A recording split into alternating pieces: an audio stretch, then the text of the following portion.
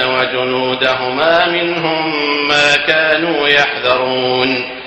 وأوحينا إلى أم موسى أن أرضعيه فإذا خفت عليه فألقيه في اليم ولا تخافي ولا تحزني إنا رادوه إليك وجاعلوه من المرسلين.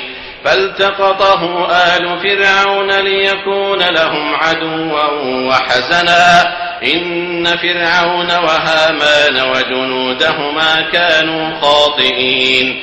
وقالت امرأة فرعون قرة عين لي ولك لا تقتلوه عسى أن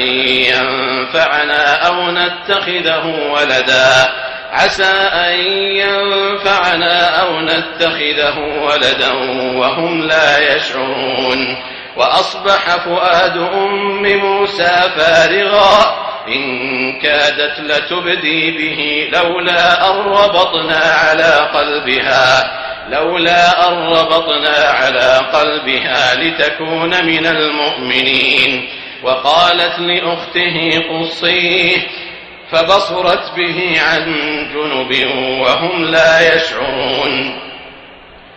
وحرمنا عليه المراضع من قبل فقالت هل أدلكم على أهل بيتي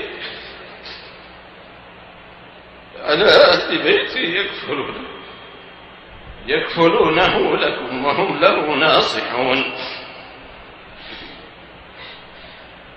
فرددناه إلى أمه كي تقر عينها ولا تحزن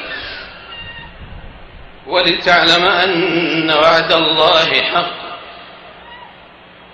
فرددناه إلى أمه كي تقر عينها ولا تحزن ولتعلم أن وعد الله حق ولكن أكثرهم لا يعلمون.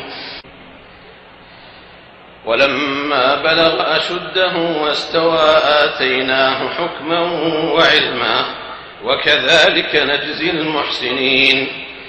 ودخل المدينة على حين غفلة من أهلها فوجد فيها رجلين يقتتلان هذا من شيعته وهذا من